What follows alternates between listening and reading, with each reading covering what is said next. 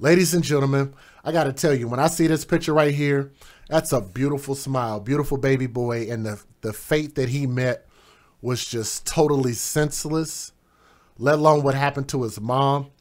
But I always encourage people to do background checks when you date people, especially if you're going to bring your children around, because I think that falls on the parents, whoever the parent is. In this case, it was the biological mother. And I think that it is our responsibility to make sure that we vet who we date. And really, I just don't think there's a lot of good reason, unless you're married, to bring your children around the person you are dating. Please mark my words on that. We always talk about, well, what can you learn from this channel? Are you teaching lessons? I think I'm teaching all the time. I know a lot of people get it, but I think I can do more. And I'm going to continue to try to educate people. They look pretty happy, I mean, relatively, in these pictures. I don't know if that was an actual mugshot of his or if that was just a picture that they used, because I think he committed suicide in this story, okay? But the story is going to have some details that are probably going to rock you to the core. So if you can't handle that or my opinions, then you might need to exit. But that's your disclaimer.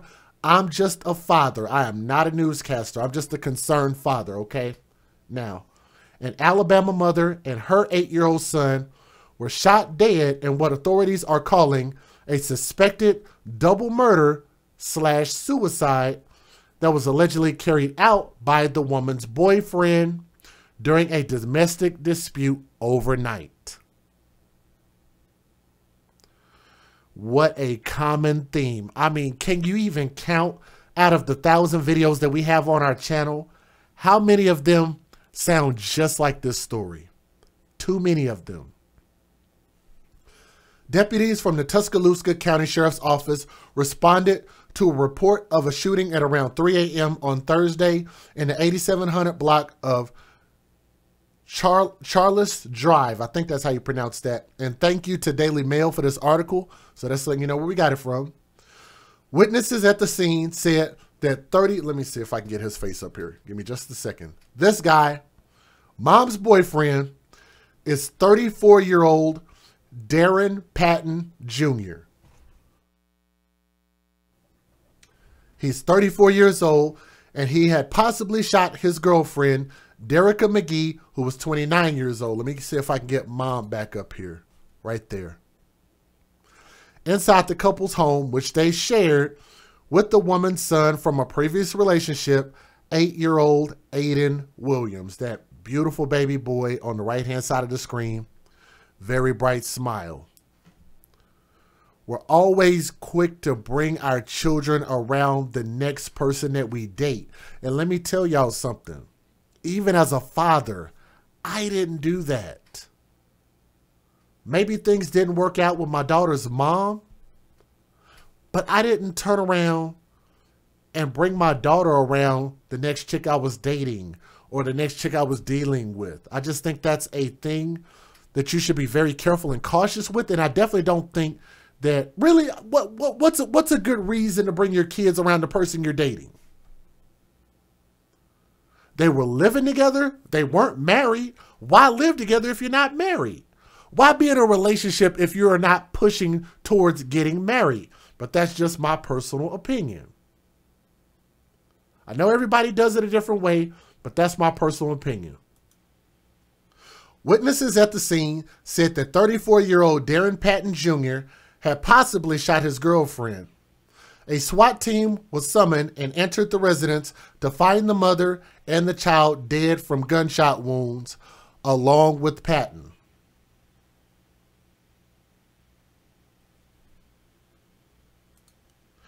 All signs point to the suspect having killed both victims and then himself, Tuscaloosa Violent Crimes Unit Captain Jack Kennedy told AL.com. It's unknown at the time what may have sparked this couple's nighttime argument that led to the deadly shooting, but I'm sure we can speculate on that. I'm sure people probably have their thoughts. I have my thoughts, but I just don't really want to speculate on that right now. So let's keep going. Tuscaloosa Batman Baseball, where Aiden was a player, shared a smiling photo of the boy on Facebook with the message mourning his death. And I think that was probably one of the cooler pictures they had on there. I thought they did really that one. And let me tell you why that means so much to me. Because I played baseball around his age. It wasn't the first sport I played. I played soccer first, but I played a lot of years in youth baseball. So those are very, very memorable years for even myself. They wrote this message. Our Batman family has received devastating news this morning. Our, number 27, forever a part of our Batman family, the Post read. You were one of a kind. Your laugh was contagious and it would light up any room. On the ball field, you were top notch. You had so much ahead of you. Family and friends have been flooding Facebook with messages expressing their grief and dismay. I hate everything about this. My heart is completely broken right now. I don't even know how in the world this could happen to you, wrote Demetria Gibson, who was McGee's cousin. Gibson described Aiden as the most well-behaved and well-mannered child and said of his mother that to know her was to love her. She added, to be in her presence, you were sure to get the laugh of your life. I'm sure that's what they meant. God, I have so many questions. Derica M., you two did not deserve this at all. Other loved ones emphasized that McGee was a great mother who loved her son. McGee's father, biological father by the name of Tommy Sanders, good to hear from the father, gave an emotional interview revealing that his daughter was a U.S. Navy veteran and currently worked at a VA hospital. So she served our country. We can be thankful for that. And thank you to all of those who served our country. According to her LinkedIn page, McGee served as a supply and logistics specialist in the Navy for 4 years before retiring in 2014. Over the past 5 years, she had worked as a medical support assistant at the Tuscaloosa Veterans Affairs Medical Center. Sanders said his daughter was an awesome mother whose life revolved around her son. For a young person like her age, she's an outstanding mom, a super mom, I'd call her, the father said. Sanders said his grandson was the life of the party who loved to run and dance on TikTok and enjoyed playing Uno with him. He was a blessing for me because he keeps me young. Sanders said through the sobs, I really miss him. But let me give you guys the fair usage. Let me see. Let me give you guys the fair usage and let you hear the news videos. And I think I have the video of the grandfather, so I'll let you guys hear that. Federal law allows citizens to reproduce, distribute, or exhibit portions of copyrighted motion pictures, videotapes, or video discs under certain circumstances without the authorization of the copyright holder. This is called fair use. It is allowed for purposes of criticism, news reporting, teaching, and parody, which doesn't infringe of copyright under 17 U.S.C. 107. And you guys can actually help share this family's story by clicking that thumbs up, hitting that share button, making sure and share this, because we definitely want to make sure that we can have these conversations, which are very difficult to have, but we want to encourage people to be more cautious about who you date when you have these arguments, especially if you have them around your children, and don't think that someone is not capable of making a horrible decision like this. When she told me this morning that something was going on next door, I started coming outside and checking, talking to neighbors. That's when I found out what had happened. When you found out, that devastating news, just what was running through your head at that moment? Just sadness. Sadness for, a kid that, 8 years old, hadn't done anything, living his life, living out his dreams of, playing sports and things like that at his age. Very sad. Very sad that in traffic. Oh God, Aiden was the life of the party. Very hyper, liked to run, loved to dance. He loved his TikTok. He just an amazing child, very smart, very intelligent. What I could take from Aiden, he was a blessing. He was a blessing for me because he keeps me up. He keeps me young. I'm 55, and I feel like I'm 22 when I with him. You just don't know. But I miss him. I really miss him. Oh, play Uno's. Uno was his favorite game that we played. Uno was the best thing. I always whip him. I said, Granddad ain't gonna let you beat me. I gotta be the winner. So every time we come to my house, Granddaddy, I wanna play Uno. You know, every time we play with Grandma, Grandma said we cheat. So we beat Grandma, then me and him play together. And your daughter, what are some of your best memories with her? My best memory of Derica, oh God, an entrepreneur, a dependent black woman. Actually, she went to service. She went to the Navy. She got out of the Navy and she worked at VA. Awesome, Mom. When I said awesome, she never won for anything. It's always about her and Aiden. Always Aiden. She was that type of mom would go get it. And for a young person like her age, she's an outstanding mom. Super mom, I call her. If y'all have any man that put a hand on a woman, y'all need women, y'all need to leave. Don't think that you are that's love. That's not love. 29-year-old Derica McGee and her 8-year-old son Aiden Williams were found shot and killed inside their home on Charlotte Drive Thursday morning. Authorities made contact with unharmed witnesses around 3 a.m. McGee's boyfriend, 34-year-old Darren Patton Jr., was also found deceased inside the home from an apparent self-inflicted gunshot wound. Investigators say all signs point to Patton killing McGee and Williams before turning the gun on himself. I'm not angry. I'm very hurt. I'm very upset because you take another person's life that you ain't had to do it. Derica's father, Tommy Sanders, spoke with us just hours after this unthinkable tragedy about his hardworking daughter and her incredible son. My best memory of Derica, oh God, an entrepreneur, a dependent black woman. Actually, she went to service. She went to the Navy. She got out of the Navy and she worked at VA. Awesome, Mom. When I said awesome, she never won for anything. It's always about her and Aiden. Always Aiden. She was that type of mom would go get it. And for a young person like her age, she's an outstanding mom. Super mom, I call her. Oh God, Aiden was the life of the party. Very hyper, liked to run, loved to dance. He loved his TikTok. He just an amazing child, very smart, very intelligent. What I could take from Aiden, he was a blessing. He was a blessing for me because he keeps me up. He keeps me young. I'm 55, and I feel like I'm 22 when I'm with him. He just don't know. But I miss him. I really miss him. Aiden was a part of multiple sports teams, and his teammates gathered to remember him this evening. WVUA 23's Ryan Gillen was there to share what they talked about. He had a bright future. Teammates and friends of Aiden Williams gathered to pray and remember the 8-year-old who lost his life early Thursday morning. Oh yeah, he was one of those kids that, the first thing you noticed about him was a smile.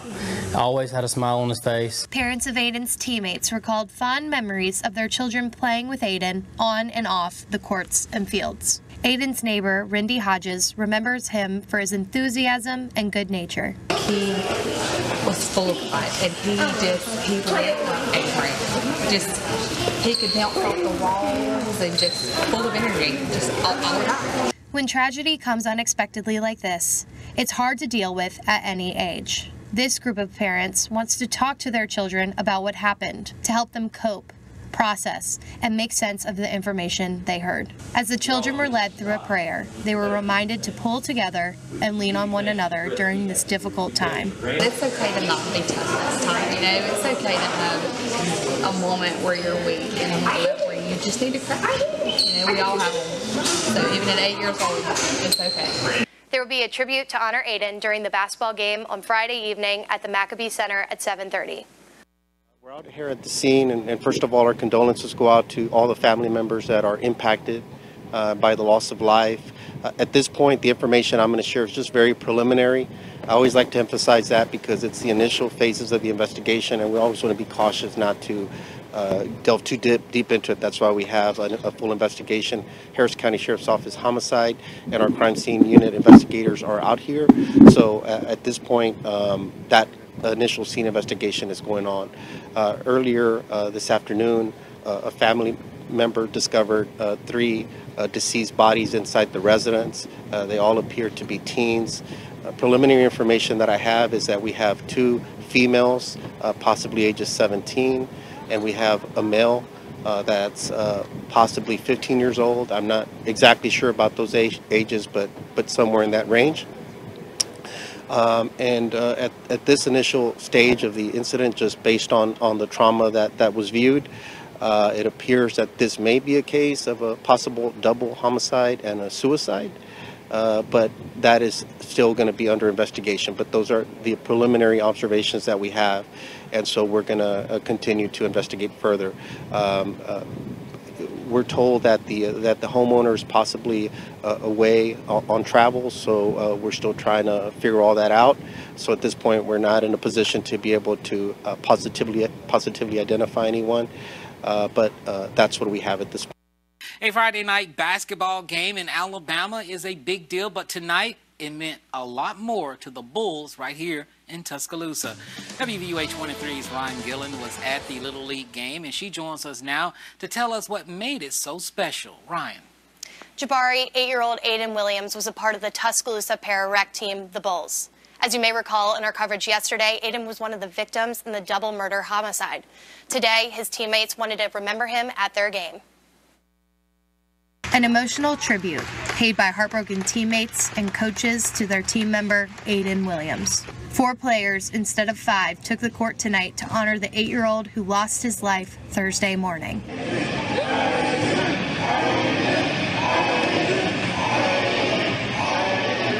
The crowd erupted in chants and claps, which brought everyone to their feet.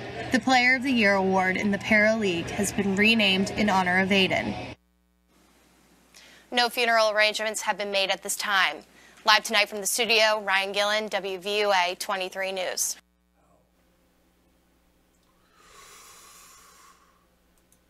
Damn, I don't know. I don't know why that just hit me out of nowhere. Wow.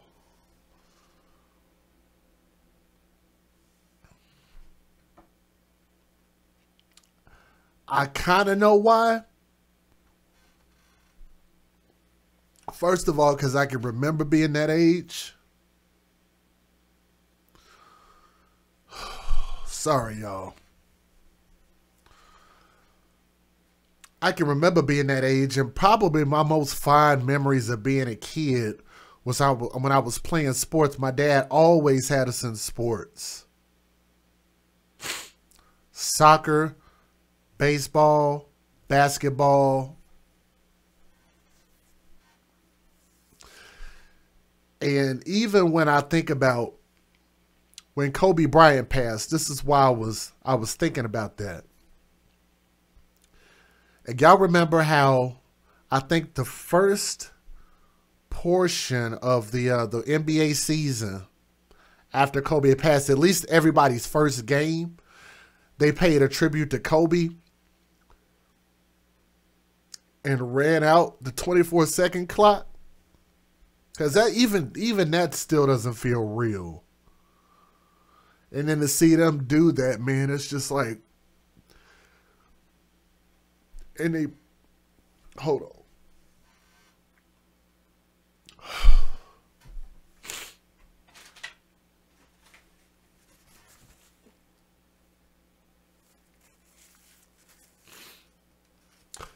And they put the ball down. They put the ball down in the spot where he was supposed to be at.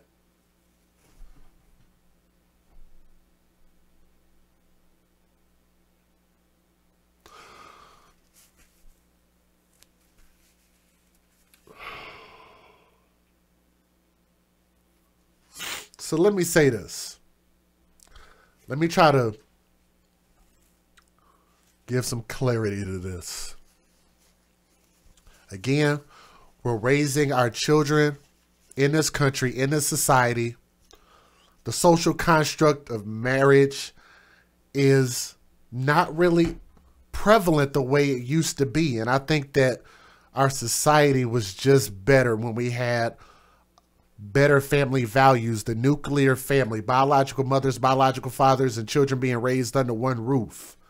I think that it provides more stability. It doesn't mean that it was perfect, because nothing is. But I definitely don't like the trend that we're going, where you just have your kids by man and they're ripped away from their biological parents.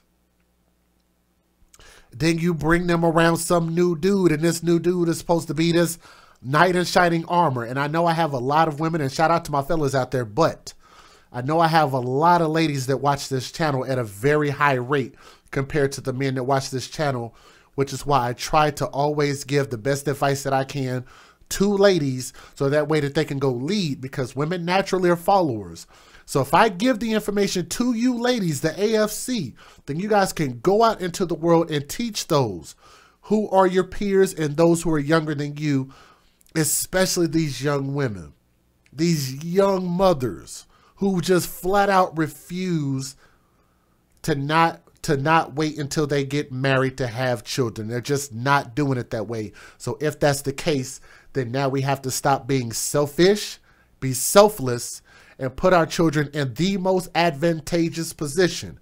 That advantageous position is to make sure that we bring a suitable mate around our children, a husband, stability, financially, spiritually, and emotionally.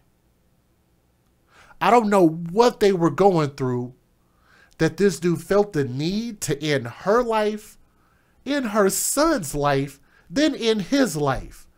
Do it in reverse order if you think about it, and they'd still be here, and he could end his own misery. Why did you need to take that out on them just because you're miserable? But again, you also have to remember, if we're going to talk about mental illness, then we have to accept the fact that there are a lot of people out there, and we're putting our children around people that have mental illness. And that is not conducive to raising good situations. This baby boy died for no reason. This mom dated this man, and I think that she just made a bad choice and ended up in a bad situation, or maybe he just had a snap judgment. We don't know. Maybe he has zero history. To be honest, if you just look at their pictures as is, they seem like they should make a good fit. And that's not always the determining factor. How well they sexually please you, how much money they bring to the table, how long they ding dong is. That shit just don't matter when it comes to how is our life going to end up. And I'm sure that they didn't think that all three of them would be in a grave. Nobody thought that. Again, to my ladies out there, I love you guys, and I hope that you listen with an open mind as well as an open heart. Do a background check, and please, we have to start creating families. And I think that before you start cohabitating, especially if you have children, at least get married. It doesn't guarantee a damn thing, but I just think that it shows more of a commitment from that person. And maybe we can just start to make the number of these incidents go down. So all I'm trying to do is provide solutions. That's it. But I love you guys. Thank y'all for listening to their story. Thank you.